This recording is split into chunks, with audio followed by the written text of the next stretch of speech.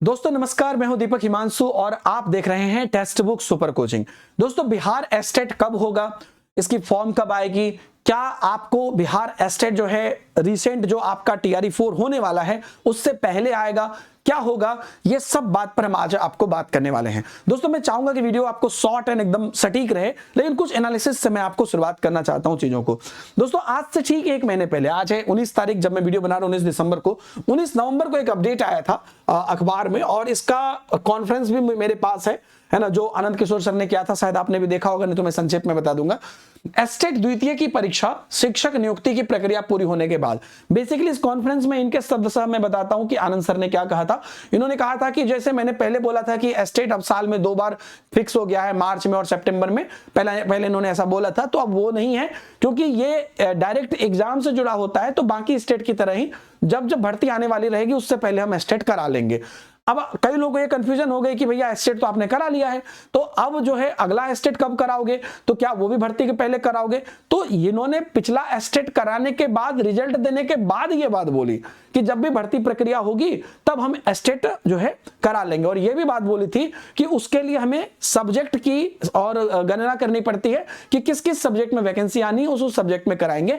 तो जब टीआरई 3.0 की, इनके शब्द में बता रहा हूं, जब टीआरई 3.0 की हमारी जो पूरी हो जाएगी नियुक्ति प्रक्रिया, मतलब उसके बाद ये पता चलेगा कि अब ये सब्जेक्ट में बचा हुआ है, उन सब्जेक्ट में हम एस्टेट कराएंगे। नॉर्मली यही होता है कहीं पर भी प्रथम लेवल में। तो यहां से तो पहली बात क्लियर है कि जब इन्होंने ये बात बोली ही तो एस्टेट ऑब्वियसली जो है टीआरई 4 के पहले आएगा, क्योंकि टीआरई 3 के बाद गणना होगी, क्योंकि ये बात खुद ही वो टीआरई 3 के एस्टेट प्रथम के बाद ये बात बोल रहे थे, एस्टेट प्रथम के रिजल्ट के बाद बोल रहे थे कि गणना के बाद होगी, तो ऑब्वियसली टीआरई 4 के लिए ही होगी। और जो उसके बाद उनके इसके कॉन्फ्रेंस के बेसिस पर और उनसे जो इंटरव्यू लिया गया उसके बेसिस पर जो न्यूज निकल कर आई वो भी यहां पर देख लीजिए। एस्टेट द्वितीय की परीक्षा शिक्षक नियुक्ति प्रक्रिया पूरी होने के बाद, परीक्षा समिति के अध्यक्ष ने बताया कि एस्टेट द्वितीय की परीक्षा शिक्षक नियुक्ति प्रक्रिया जो वर्तमान में चल रही है उसके बाद जारी किया जाएगा। शिक्षा विभाग स्तर पर शिक्षकों के स्वीकृत पद का आकलन किया जाएगा, इसके बाद अगली परीक्षा की तिथि पर निर्णय लिया जाएगा। तो टीआरई 3 होगा, उसके बाद जो स्वीकृत पद है उसका निर्णय लिया जाएगा और एस्टेट कराया जाएगा। ये भली भांति आपको अवगत होना चाहिए कि ये टीआरई 4 के पहले होगा, और होना ही चाहिए क्योंकि इस पर लगातार हम बात भी कर रहे हैं, आवाज भी उठा रहे हैं। हालांकि अभी से 15 दिन पहले लगभग एक दूसरी न्यूज आई थी जिसमें कि अलग अलग जगह पर, है ना, एस्टेट फेज 2 को बीपीएससी टीआरई से पहले कराने की डिमांड की जा रही थी कि ऐसे जो कैंडिडेट है, जो कहना बिल्कुल सही है कि जो 22-24 के हैं या जिनका ग्रेजुएशन या पोस्ट ग्रेजुएशन अभी हुआ है, तो वो लोग कहां मतलब जाएं। तो इनका पॉइंट बिल्कुल सही है, लेकिन मेरा कहना है कि आयोग भी तो, विभाग भी तो वही बात कह रहा है कि हम जब टीआरई 3 करा लेंगे, क्योंकि उनका स्टेटमेंट भी आप सुनिए और ये न्यूज भी देखिए कि जब हम आप खुद भी इसको देखिए कि जब हम करा लेंगे ना टीआरई 3 की, जब पूरे प्रोसेस करा लेंगे उसके बाद जो है हम स्वीकृत पद का आकलन करेंगे, फिर एस्टेट कराएंगे। तो स्वीकृत पद का आकलन किसके लिए करेंगे? टीआरई 4 के लिए करेंगे। और एस्टेट किसके लिए कराएंगे? उसके लिए कराएंगे। हाँ, ये बात सही है कि अभी जो एस्टेट ऑलरेडी हो गया है तो लोगों को ये कंफ्यूजन या मन में ये डर हो रहा है कि भैया, तो विभाग से मैं यहां पर रिक्वेस्ट करना चाहूंगा कि जब सब कुछ क्लियर है तो एक बार स्टेटमेंट दे दीजिए कि हाँ टीआरई 4 से होगा। अगर विभाग से कोई भी व्यक्ति सुन रहे हैं तो मेरा हाथ जोड़ के रिक्वेस्ट है कि एक बार आप कह दीजिए बस कि हाँ, हमने तो ऑलरेडी कह ही दिया है और टीआरई 4 के पहले सीटों की गणना करके हम एस्टेट करा लेंगे, तब टीआरई 4 कराएंगे। मेरी जहां तक समझ है दोस्तों, मैं आपको एक बात यहां पर क्लियर कर देना चाहता हूं कि अभी आपका टीआरई 3 जो है, इसका पीजीटी का रोस्टर आज के डेट में हो गया है।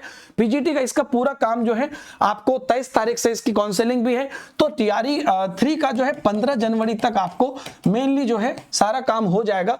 और जहां तक मुझे समझ है इसके बाद आपको, है ना, एस्टेट जो है, एस्टेट फेज 2 जिसको आप बोल रहे हैं, ये आपको लास्ट ऑफ जनवरी में, लास्ट में, है ना, क्योंकि ये एक्चुअल में इनको पता है, आपको इनको 15 दिन चाहिए मैक्सिमम।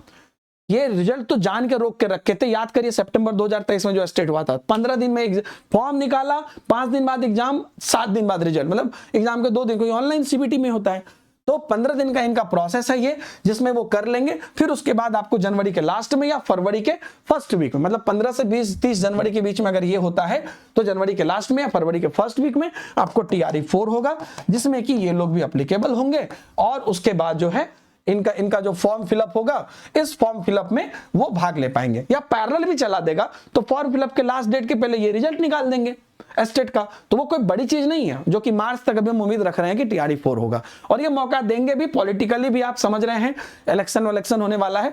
तो मेरी समझ तो यही है दोस्तों, और मैं चाहूंगा कि मैं कांटेक्ट भी करने की कोशिश कर रहा हूं, कोई और भी ऑफिशियल चीज आएगी तो हम आपको बताएंगे, लेकिन बहरहाल यही चीज है दोस्तों। आप किसी भी एग्जाम की अगर तैयारी कर रहे हैं तो आप जो है टेक्स्ट बुक सुपर कोचिंग में अपनी प्रिपरेशन कर सकते हैं। टेक्स्ट बुक सुपर कोचिंग के ऐप पर टीचिंग कैटेगरी में जाके सभी एग्जाम के आपको बैचेज है, इंक्लूडिंग टीआरई के बैचेज, एस्टेट के बैचेज, सब आपको अवेलेबल हैं, तो उसे आप जरूर जाके देखिए। और अभी जो है कुछ समय के लिए एक ऑफर भी चल रहा है जो 24 घंटा या कुछ दिनों के लिए फाइनल काउंटडाउन पे चल रहा है आप, क्योंकि अब साल का लास्ट है तो 90% ऑफ तक चल रहा है। बस आपको ये कोड लगा लेना है और उसके बाद आप देखिएगा ऑलरेडी प्राइस डाउन है, उसके बाद कोड के बाद और प्राइस डाउन हो जाएगा।